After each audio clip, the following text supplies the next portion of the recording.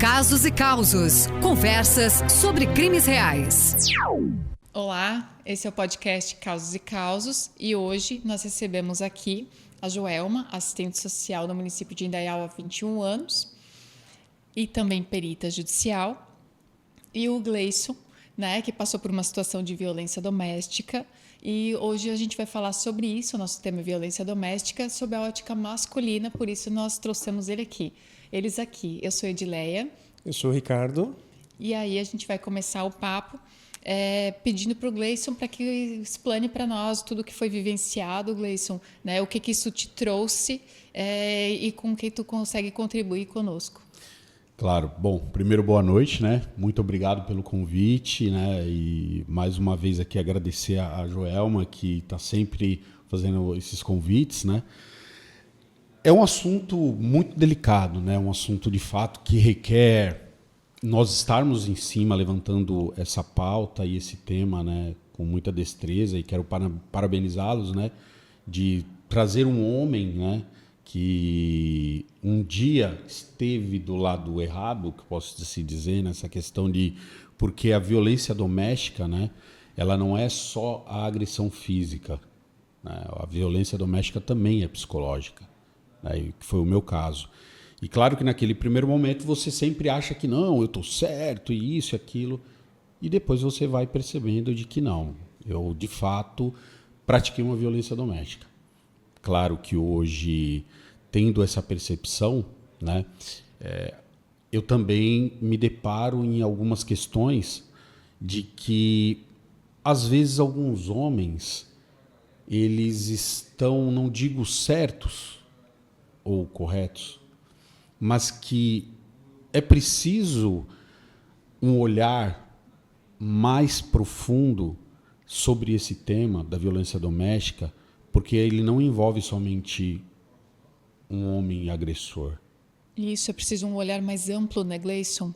Exatamente. Porque a relação tem dois lados. Exatamente. A relação ela tem dois lados. Então, eu sou extremamente a favor da Lei Maria da Penha, mas eu acredito que devam-se ter mais mecanismos dentro dessa lei, ela ficar mais robusta, justamente para que a gente não torne, talvez, um homem que não agrediu, que ele se torne um agressor.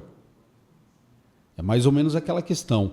Você coloca uma pessoa reclusa, prende uma pessoa, dependendo do crime dela, mistura ela com criminosos periculosos, a probabilidade desse cara se tornar um criminoso periculoso é gigante.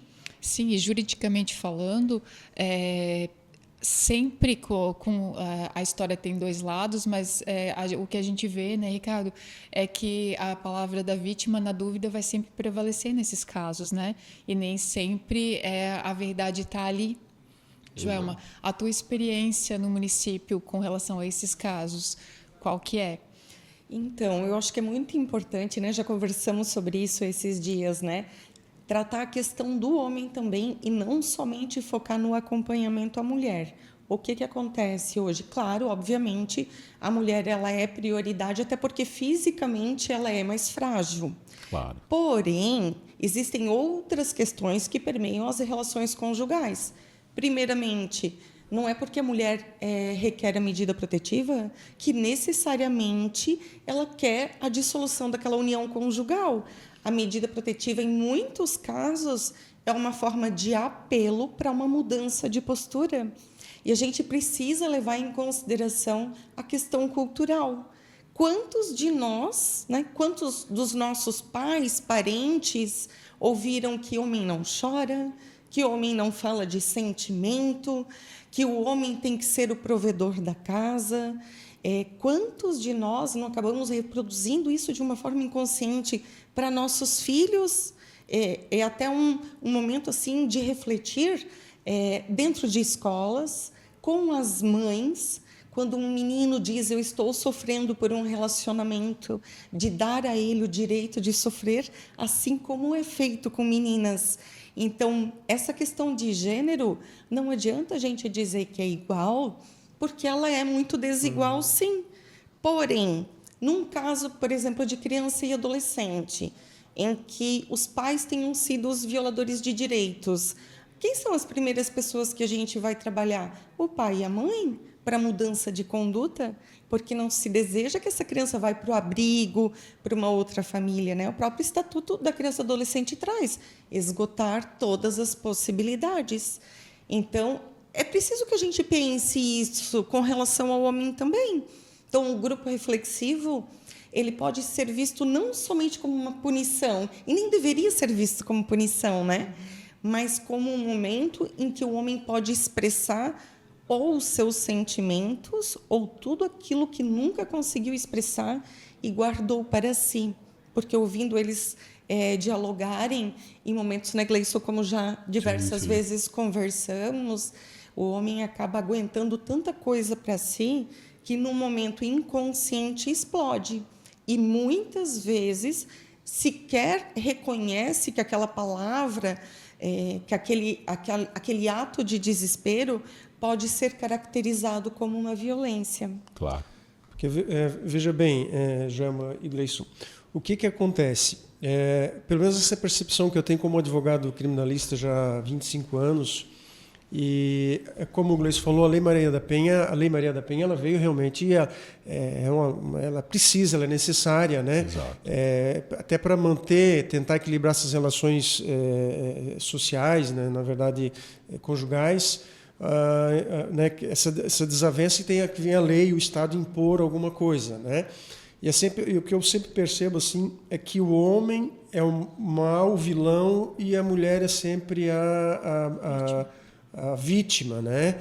É claro que a Joelma comentou a questão de que, de fato, a mulher ela tem, né, fisicamente, né? Isso é óbvio que tem que ter manter essa relação. Claro. Mas assim, talvez para o Gleison, o que você nessa tua experiência, né, participando desses grupos de reflexão, fosse acusado de uma violência psicológica, até onde me parece que é isso, né?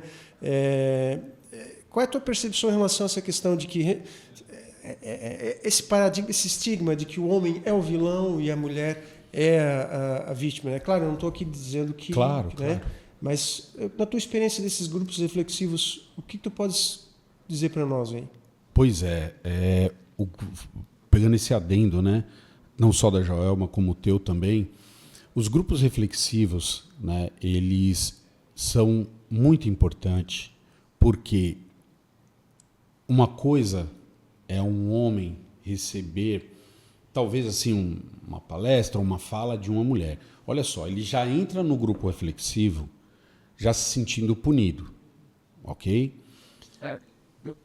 Quando todos os homens estão juntos, dentro do grupo reflexivo, a gente percebe que depois do segundo, terceiro momento que ele está no grupo, ele se solta mais. Porque, de fato, é o que a Joelma disse. Um dos maiores problemas do homem é o sentimento, é a solidão. E numa situação dessa, ele se sente dessa forma. Então, o grupo reflexivo é uma experiência incrível que, para mim, fez e faz a diferença até hoje como voluntário. E eu percebo isso em alguns homens que a gente acaba lidando ali, de que, de fato, para ele, a questão de eu estou sendo punido, é uma punição. Como eu disse, teve ali um entrevero entre a mulher e o homem.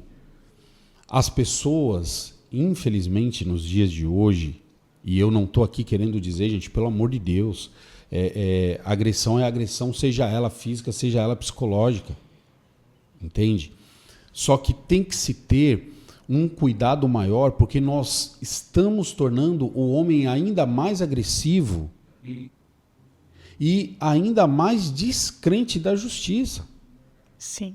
Entende? No seu caso, Gleison, você foi casado, quando ocorreu a separação, sua esposa se mudou para outro estado. Positivo. Você ficou distante do seu filho, a ponto de sentir saudade que te fez mudar para o mesmo estado dela. E aí você passou a exercer a guarda compartilhada requeria tuas visitas certinho como estava pactuado, e isso gerou um conflito que levou a uma conversa mais áspera, Exato. que levou à medida protetiva. Exato. Né? E aí você foi punido, entre aspas, sem ter sido julgado. Né? Exato, porque é justamente isso, sabe? Eu era pai de primeira viagem, né? Residíamos no Rio de Janeiro. E muito feliz e tal, com as questões do filho, mas, como eu disse, né? Não foi agressão física, na época da separação não teve traição, simplesmente não tinha mais conexão, relacionamento. Eu entendi da parte dela, respeitei, tanto é que nós nos divorciamos, nós nos separamos em setembro de 2019, em abril de 2020 nós já estávamos separados consensualmente, entende? Não foi nada litigioso. Mesmo gostando muito dela na época, eu entendi, só que eu sempre pensei no melhor para o meu filho. Ela já tinha pedido uma transferência para Blumenau, né, o trabalho dela, eu aceitei, porque morávamos, infelizmente, no estado que está a segurança pública muito difícil. Então, eu falei, eu quero o bem do meu filho.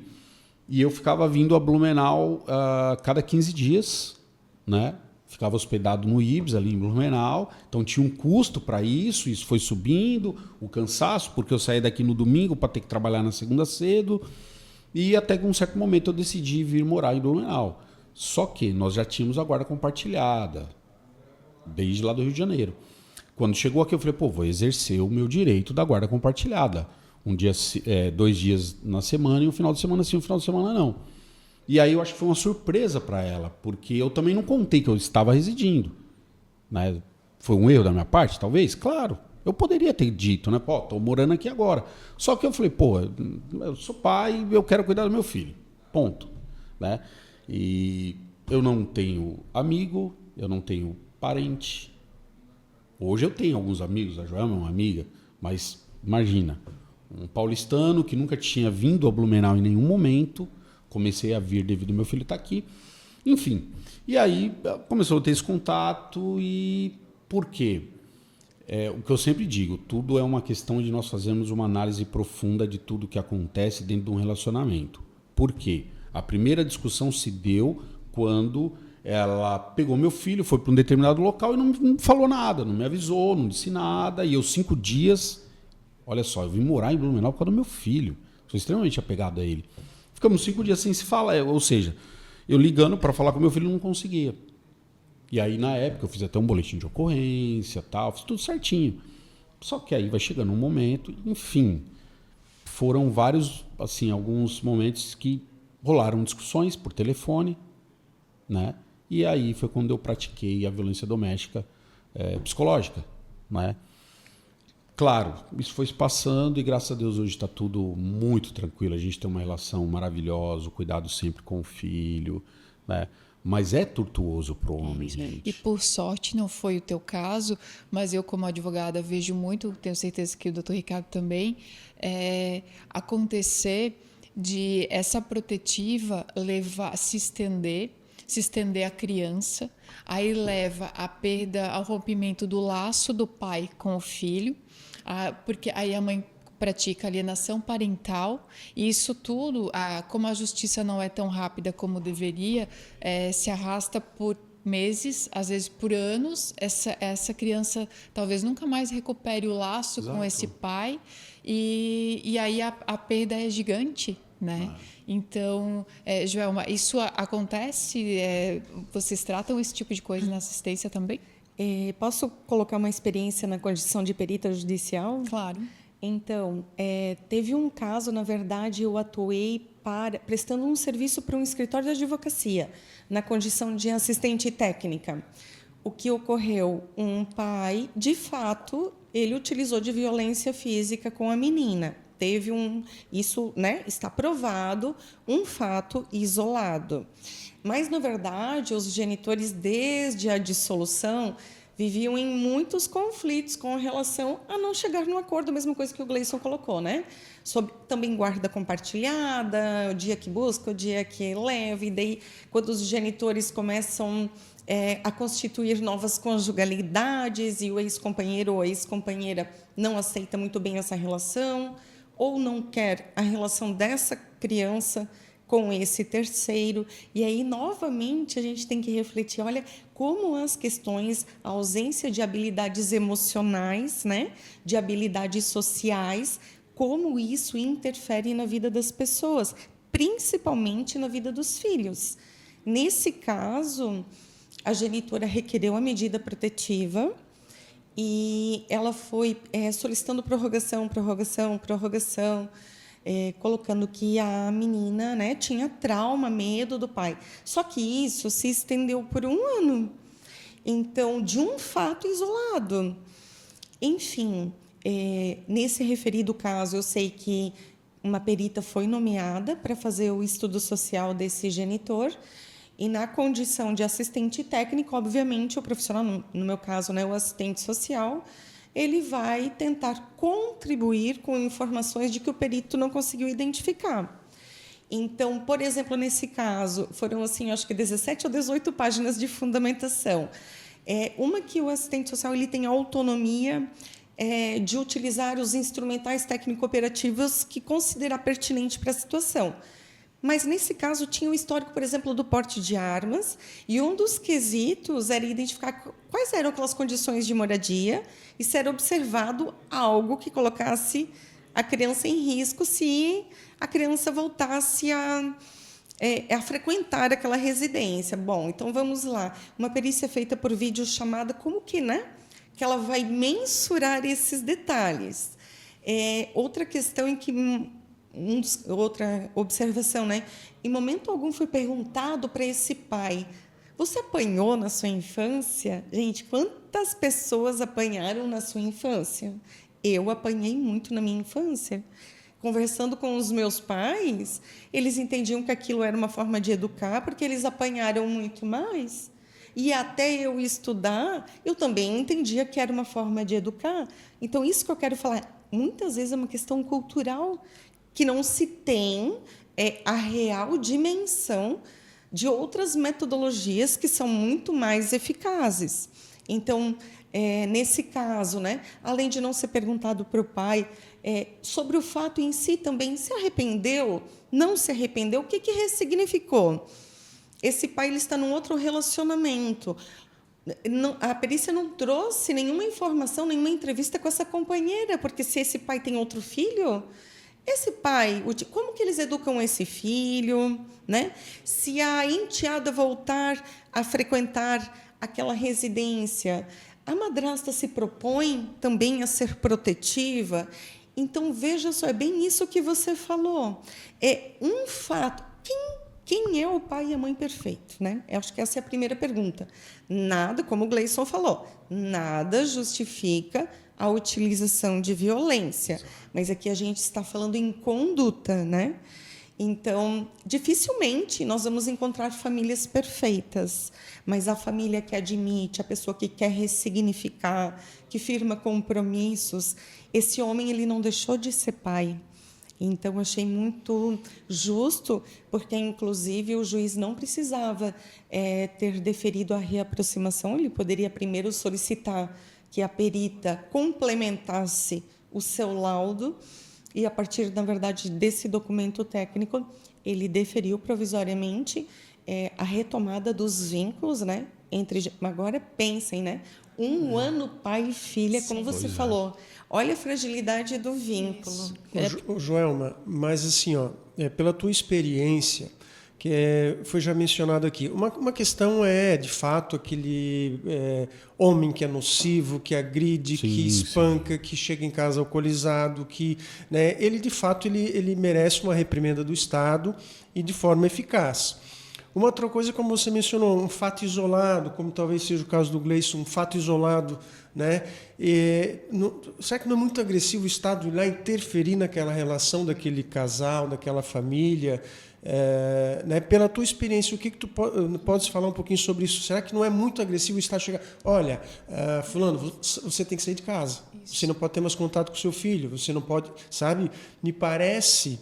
Eu estou falando aqui como advogado e não como um assistente social, alguém da área, mas me parece que é uma agressão muito forte, né, coercitiva do Estado nesses casos de ir lá e impor alguma coisa de cima para baixo, sabe? Até porque a gente tem vários casos, infelizmente, de mulheres que utilizam dessa via criminal para tentar resolver alguma coisa na esfera civil, né, familiar, para se vingar, para fazer chantagem, para conseguir alguma coisa em outro processo onde está sendo discutido separação ou qualquer outra Uma questão patrimonial, esfera, talvez, né? até, né? Então, até regulamentação de visitas e essas coisas.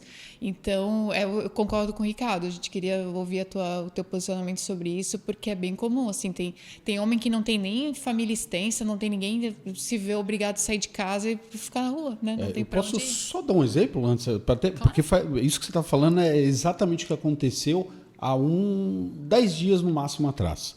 Um dos homens que já participou do grupo reflexivo, e alguns lá tem meu contato, que eu até falei inclusive para o Ricardo lá também, falei para ele, cara, pode passar meu contato para todos os homens, todos. Eu vou estar aberto a conversar com todos eles. A gente conversar, bater um papo, né? E olha só o relato de mais ou menos uns 10 dias atrás. Um homem que participou do grupo reflexivo, cumpriu tudo certinho. Sabe aquele rapaz que você olha e vê que ele é bem tranquilo, tal, mas enfim. Ele me passou um áudio dizendo que, olha, aconteceu há 8 meses atrás, eu já estou separado, já vai fazer 8 anos, eu estou casado com outra pessoa, mas ela me persegue. Ela veio aqui em casa, ela agrediu a minha atual esposa, ela me agrediu, nós chamamos a viatura veio, fizemos o boletim de ocorrência, chegamos na delegacia e o pessoal falou, olha, a gente não tem muito o que fazer e assim, você tem que procurar os seus direitos. Aí eu fico pensando, poxa, ele já passou por todo aquele crivo, né, do grupo reflexivo, não estou dizendo que ele estava certo, pelo amor de Deus, mas depois de tudo que aconteceu, ele já se separou, ele já tem uma outra mulher e a pessoa que impetrou, né? A vítima que impetrou a medida protetiva contra ele, criou a medida protetiva, talvez, hoje persegue ele. E aí, sabe o que a gente escuta? Eu não sei o que fazer. Eu não sei o que fazer, cara. Porque assim, a gente sempre está errado. Então não sei o que fazer. Claro, repito, para depois não falar, pô, mas aí tal. Gente, as agressões de fato elas acontecem, isso é comprovado, é número. Acontecem muito. Acontecem muito e realmente tem que ser feito alguma coisa, mas é preciso olhar com um olhar mais profundo. Entende? Desculpa, já. Imagina, acho que primeiro é importante ressaltar que não é todo homem que é intimado para participar do grupo reflexivo. 99% tem alguma evidência sobre a violência dentro do processo. Começa por aí, né? Existem casos... Não começa já com a medida, tá? Também isso é importante ressaltar. Muitas mulheres procuram os serviços, por exemplo, de assistência social, seja CRAS, seja CREAS, em busca de informação, para saber, é violência o que eu estou passando ou não, principalmente a psicológica. Tem também a questão de dependência financeira. Isso é um fator assim, muito determinante, é um condicionante, infelizmente, hoje ainda, na decisão da mulher. Nos casos em que é possível, sempre se procura ir mais a fundo, além da verbalização. Vou dar um exemplo de um caso, que até comentei com você, né, Edileia, de uma determinada mulher que ela conta assim, que ela é casada há uns 10 anos e que o ex-marido tinha porte de armas e que ele teve histórico de uso de drogas. Então, ali perguntava a ela há quanto tempo, né, ocorreu a dissolução da união conjugal. Ela fala, há 1 ano ou 2 anos que fosse. Ok, mas esse histórico que você colocou, era de quando vocês estavam juntos? Era. E o que te fere nesse momento? E, nitidamente, o que feria essa mulher era o fato de esse ex-companheiro estar com outra pessoa. Então, aí você procura, como profissional, fazer uma reflexão com essa mulher. essas armas te incomodavam, né? Vamos supor, quando é usada a medida protetiva para afastar a criança, né? Seja menino, menina, os filhos, né? Essas armas te proporcionavam alguma insegurança, né? Que ele pudesse fazer alguma coisa a teus filhos durante essa união? Não. Foi utilizada essa arma na frente das crianças de uma forma indevida? Não. Existiu o porte? Pois é. E por que isso agora é um problema? Então, a gente tenta ir a fundo, porque muitas vezes nem a própria mulher consegue perceber, ela está tão fragilizada emocionalmente que há uma dificuldade de distinguir o que de fato é um risco ou que é utilizado, né, como um argumento, porque ela mesma percebe com outro olhar aquilo que já estava naturalizado na relação e não necessariamente que representava um risco. A mesma coisa o uso de qualquer substância, né? Tem muita questão do uso de álcool e a forma como isso é banalizado, né? Uma coisa é a pessoa ser alcoolista, outra coisa é você utilizar de imagens, como acontece também, né? Utilizar de imagens. Olha, estava lá num bar bebendo, ok, vamos lá para o risco, para a ilegalidade, né? Estava levando pessoas junto, teve ameaça naquele ambiente. São situações muito diferentes e que a gente tenta ir a fundo. E quando há interesse na retomada do relacionamento, também se propõe a fazer essa mediação. Contudo, quando é requerida a prorrogação da medida, se torna inviável, porque daí tem que ter o afastamento determinado, né? Só que acho que é importante mencionar que você colocou toda a situação merece uma punição. Primeiro que o grupo ele não deveria ser visto como punição, né? E sim como um momento de ressignificar, possibilidade até de retomada de relacionamentos, né? Para posturas muito mais sadias, como aconteceu com você, né, Gleison? Sim. Que conseguiu aprimorar o diálogo com sua ex-companheira a partir desses momentos reflexivos. Só que nós temos casos no município de menina, adolescente, que leva tapa no rosto do namorado, nós temos questão de assédio sexual, que é o beijo forçado, e vamos parar para pensar, isso ainda está sendo naturalizado.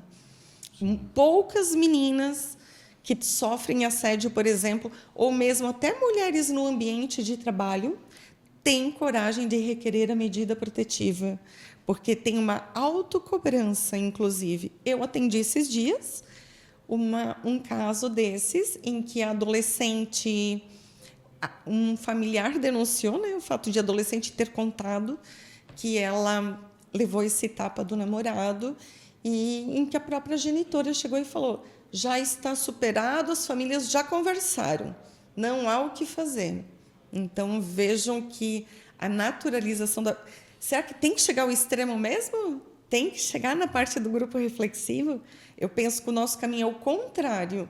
Vamos falar de prevenção, vamos explicar em todos os espaços possíveis, escolas, empresas, que tipo de comunicação é possível, né, Gleison? Que formas de eu me expressar de que eu não desrespeite o outro, que é possível de se comunicar. Essa é a prevenção de fato, antes da coisa acontecer. Sim, só que nós somos criminalistas. E aí é uma coisa que é imposta sem que a pessoa... sem que tenha sido apurado para saber se aquilo aconteceu ou não. Então, por isso, eu não sei a posição do Ricardo, mas a minha é de que é muito precoce. Abre-se, faz-se o pedido, é deferido e aí já é determinado que participe. Concordo que seja bom, concordo que todo mundo talvez pudesse, mas que pudesse ser uma opção, né? Como eu falei, como a gente estava conversando antes, em cidades pequenas, todo mundo se conhece. A partir do momento que o homem passa a participar do grupo reflexivo, é como se ele carimbasse um agressor na testa. Exato. E aí as pessoas apontam e talvez não tenha acontecido nada daquilo, né? Porque, como a gente falou antes, pode ser que não tenha, que a narrativa seja diferente, que seja fantasiosa, que tenha sido inventada, porque tudo é possível, né? E até porque, além da violência física, existe a violência psicológica, social, patrimonial, né? Então, são coisas que realmente se precisa ir a fundo. Claro que é difícil, é complexo isso, né? Já no trabalho com isso, é difícil realmente se debruçar em cada caso e verificar o que aconteceu. Mas eu acho que é necessário isso, né? Eu acho que precisa para evitar injustiças dos dois lados. Né? Claro, Né? claro, Tanto do lado da mulher como do lado do homem, né? Para evitar esse tipo de... Às vezes pode ser uma injustiça. Claro. A gente percebe, tá, que existem alguns casos em que durante o acompanhamento você observa a própria admissão, né? Em alguns casos, deixando bem claro, né? De a mulher, ao final, relatar que foi talvez um exagero, talvez uma palavra a mais, e no intuito, inclusive, né, de retomar o relacionamento. Mas o que eu posso afirmar é que a maioria dos homens, após a experiência do grupo, os que relatam e mantêm o mesmo diálogo, porque assim, senão a pessoa, em dado momento, ela se contradiz, geralmente, sabe? Esses homens que vão do começo ao final, só pela conduta de aderirem e participarem do grupo reflexivo, em muitos casos já demonstra que aquilo que ele falou é verídico. E também a gente tem que lembrar que a determinação, a intimação, ela vem do Poder Judiciário, né? Exato. Que tem a função, né? Que tenha aí o crivo legal da responsabilização, né? Então, os executores, claro, existem comarcas em que os executores desses grupos são técnicos do Judiciário. Acho que o que causa um pouco de confusão é quando há essas cooperações técnicas em que são disponibilizados profissionais do município a executarem a parceria nesses grupos, e aí, é claro, se entra numa contradição até de legislação, né? Porque no âmbito, por exemplo, de assistência social, não se pode obrigar ninguém, né? Você oferta serviços de apoio e orientação e prevenção para fortalecimento de vínculos. Já o Poder Judiciário, né, ele tem o poder aí da responsabilização, né, que foge muito à competência municipal. Eu acredito muito que deve-se ocorrer, aí, claro, não tem entendimento de leis, mas o Judiciário, juntamente com esses serviços sociais, trabalharem profundamente em conjunto. É mais ou menos aquela questão assim, como os serviços de inteligências, né? O serviço de inteligência é o seguinte: vamos ver aqui o que pode acontecer, vamos fazer aqui vamos tentar imaginar o que possa acontecer, que é mais ou menos o que a Joelma disse, né? Quando nós conversamos com os homens, principalmente, antes, com uma coisa que eu penso, né? Por que não tentar de alguma forma, talvez acho que a palavra seja institucionalizar os grupos reflexivos, mas eles não estarem no local e o judiciário determina que ele participe? Que isso vá para dentro das empresas, que seja discutido com os homens dentro dos locais onde estão os homens. Porque talvez esse cara ele precisa de uma conversa, de um bate-papo, de uma fala. Como lá no grupo reflexivo a gente vê isso. Às vezes é uma fala e ele já muda a percepção dele, já muda. Ele pensa, cara, eu errei, de fato eu errei. Que foi o meu caso, eu errei. Ela sofreu violência doméstica, psicológica. Eu tenho a consciência disso, mas para eu ter a consciência disso, eu participei de um grupo reflexivo. Talvez, se eu não tivesse participado desse grupo reflexivo, eu não teria essa percepção, ficaria com a minha de sempre, que eu tinha atrás. Então, por isso eu digo, existem sim homens que na hora ali cara, foi um momento. Existe gente, de fato.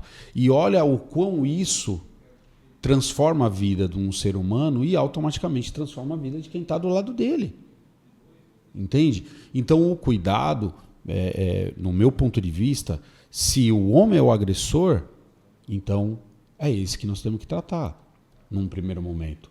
Por isso eu disse, alimentar ainda mais a Lei Maria da Penha, com alguma questão nesse sentido, aí cabe as pessoas que entendem de lei sentarem, se debruçarem sobre isso e antever a esses problemas. Porque só punir, gente, não está resolvendo. Só punição não está resolvendo. Então, de alguma forma, isso precisa ser trabalhado para que não aconteça. Talvez antes, né, Gleison, né? Porque preventivamente, exatamente. Exato. Né? Até isso é geral na área criminal, né? Evitar que o que aconteça, né? Até porque eu vou falar como homem, o homem ele é mais fechado. Claro. Né? Ele se abre menos. Então, talvez uma palestra, alguma coisa em ambientes masculinos, para ele ouvir alguma coisa que, né, vai naturalizar o tema, naturalizar a conversa, né?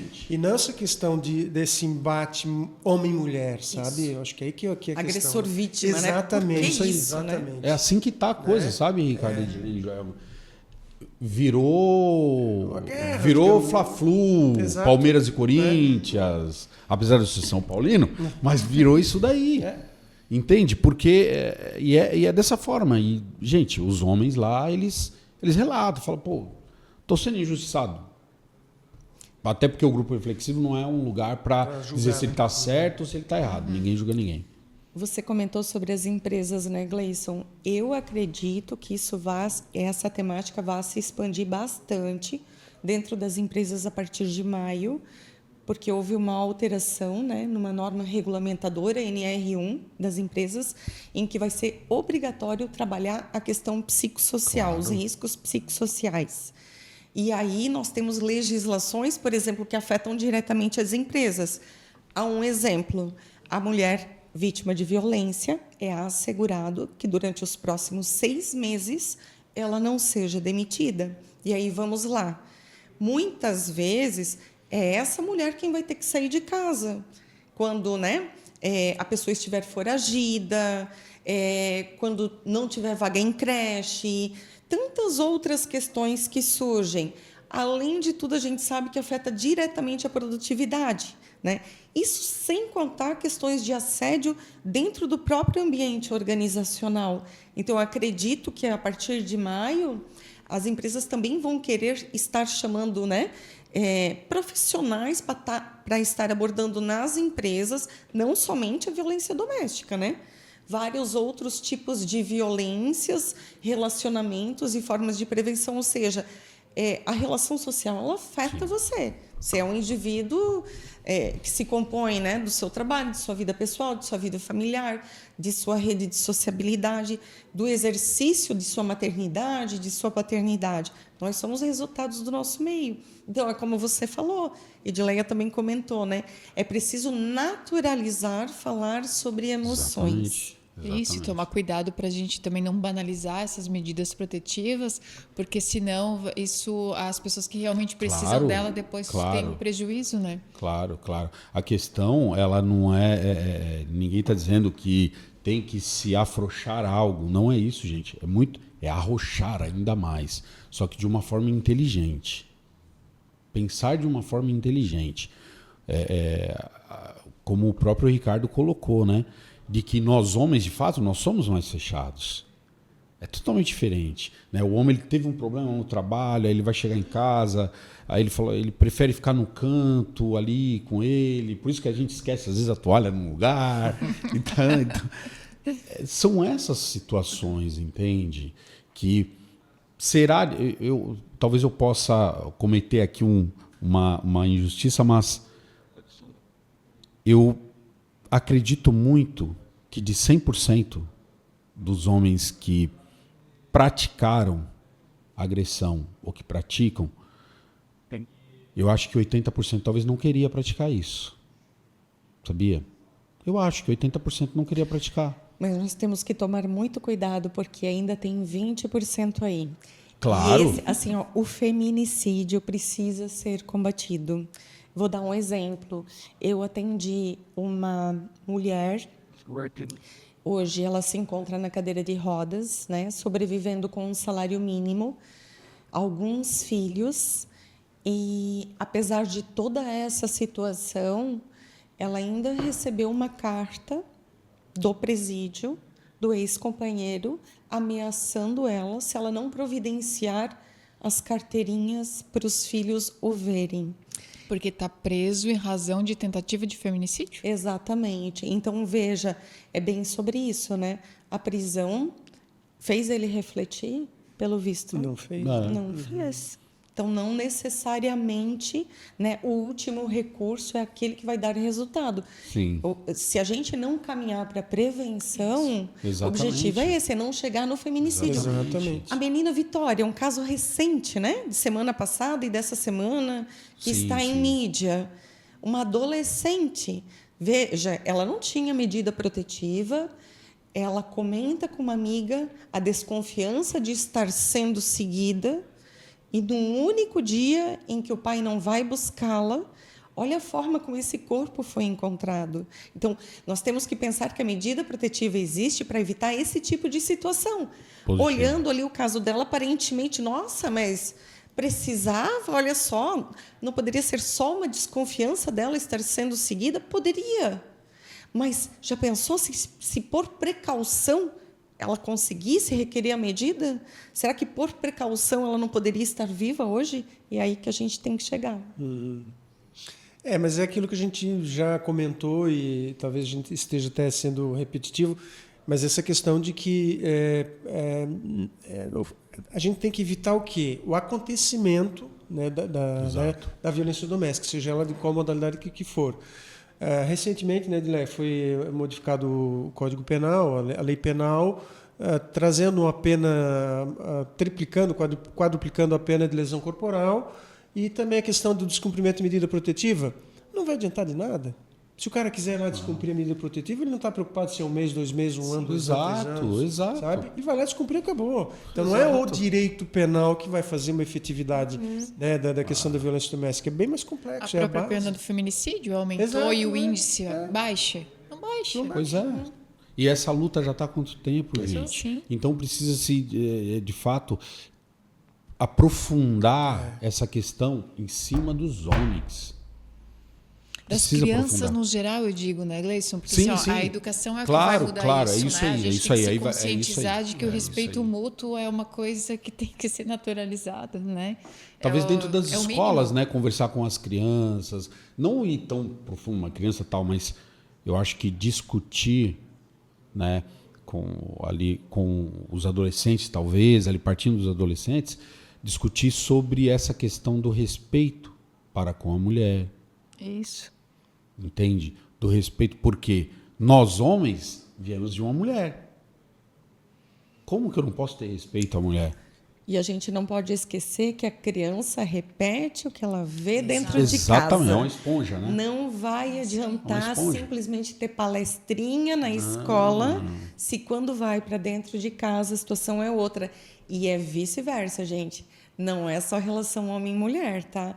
Eu já atendi casos de homens que apanhavam de mulher. Claro que não, a grande maioria não é esse o caso, mas quero dizer, existe o contrário também. E existe, sim, muitos casos que, independente da questão de gênero, há a depreciação do companheiro na frente dos filhos. Exatamente. Então, luta-se para que essa medida também não seja vinculada à questão de gênero, né? Para que se tenha a mesma medida. É isso que você está falando, Joelma. Foi até quando aconteceu, né? Quando eu recebi a medida protetiva, eu, depois do primeiro, do segundo do grupo reflexivo, eu de fato comecei a fazer uma reflexão, porque o que eu pensei? O meu filho. O que o meu filho vai pensar sobre mim? Que o meu pai é isso, aquilo. Então eu falei, bom, primeiro, eu errei. Certo? Então agora eu preciso fazer uma autoanálise, por que eu errei, né? Bom, vamos de alguma forma consertar para não mais fazer isso. Eu fico um pouco emocionado porque o meu filho, ele é tudo para mim. Ele é a minha vida, ele é a minha história, ele é a minha continuação aqui, entende? Então eu, como homem e como pai, eu não vou deixar de ser homem lavando uma louça, limpando a casa. Hoje eu resido, eu moro sozinho. Então, às vezes, você conversando, eu tenho minha namorada, que às vezes eu falo para ela, falo assim, ó, a única diferença entre você é mulher, eu sou homem, mas assim, eu sei lavar, eu sei passar, eu sei cuidar do meu filho, quando ele está comigo, quem faz a comida dele sou eu faço direitinho. Então, ser homem, no meu ponto de vista, não é ser uma pessoa truculenta, não é isso. Ser homem, você pode sim ser o provedor, ok. Mas você precisa mostrar respeito para que você possa ser respeitado. E você precisa, de fato, respeitar as mulheres. Isso tem que ter, gente. Isso é o básico, Isso né? é o básico. Agora, é claro, quando eu falo dessa questão de aprofundar esse assunto, né, da violência doméstica, é você se antecipar. A gente precisa se antecipar. A gente precisa, de fato, fazer esses trabalhos de prevenção. Porque depois que aconteceu, é mais ou menos, a bomba explodiu, gente, você não vai salvar ninguém. Mas, Joelma, eu acho que sim, na verdade, é um processo, né, histórico, né, porque, vejam bem, a gente vem de uma sociedade milenar onde o machismo sempre reinou, sempre dominou, e a gente está, né, até pouco tempo, né, Edileia, era possível absolver um sujeito num homicídio, que agora se chama feminicídio, legítima defesa da honra. Meu Bem, Deus do isso céu. até 10, 15 anos atrás Que era absurdo. possível isso. Agora, o STF teve que dizer, olha, isso é inconstitucional. Né? Mas vejam, né, a sociedade machista que a gente sempre conviveu. Então, eu acho que é um processo. Né? Isso, claro que a gente quer que isso se resolva logo, mas eu acho que ainda vai demorar um pouquinho ainda para... Um exemplo bem simples, né, o que o Gleison falou, né? Vamos dizer que eu relate aqui, né? Eu sei lavar, eu sei passar e eu sei cozinhar. Alguém vai me dar os parabéns? Isso, tá vendo como isso é culturalmente instituído na cabeça de todo mundo que quer? Mas isso é obrigação da mulher. Agora, o homem que falar, eu sei lavar, cozinhar e passar, Nossa, que que homem! É verdade, né? é verdade. Então, é verdade. a medida ela não é a mesma. Eu comentava, gente, semana passada, vamos parar para pensar, fez apenas 93 anos que a mulher teve o direito ao voto. Exatamente. Éramos indignas de decidir sobre, né, de participar da decisão sobre uma sociedade. Então, é o que você falou. É uma questão cultural, ela foi criada de forma desigual e essa desconstrução, obviamente, ela não ocorre de um dia para o outro. Por isso, momentos como esses são tão importantes para a gente fomentar outros olhares sobre essa questão. Né? Exatamente. A discussão ela tem que ser sadia, né? Para buscar soluções, né? Então, aproveitando que a Joelma falou, isso aqui é incrível. Por isso que eu sempre vou me colocar à disposição, sempre. Porque isso, eu já falei num outro podcast e sempre falo no grupo reflexivo e falo para as pessoas. O grupo reflexivo para homens salva vidas. Sim. Gente, a gente vai encerrando aqui. Joelma, quero te agradecer, né, a tua participação. Tu tem, até pelo tempo da tua experiência, dá para ver o teu empenho, né, com relação ao tema, o teu conhecimento, a tua sabedoria, né, de ter lidado com tantos casos assim. Então, muito, muito obrigada. Gleison, meu Deus, obrigada mesmo, né, por ter topado participar aqui com a gente. A presença de vocês dois engrandeceu o nosso programa. Então, Ricardo, né? Obrigada de novo, né? A gente que agradece a oportunidade. Legal, eu faço as minhas palavras e a da Edileia, né? A Joelma pela trazer sua experiência, né? E o Gleison por ter coragem, né, de se expor. Claro, né? Isso, olha, não é fácil. Tá? Olha, isso aí, Ricardo, claro, a gente sabe que, vou me expor. Cara, eu não tenho problema nenhum, até porque eu não estou me expondo. Legal. Eu não estou me expondo. Eu errei, não errei? Então vamos lá, gente. Vamos buscar consertar, né?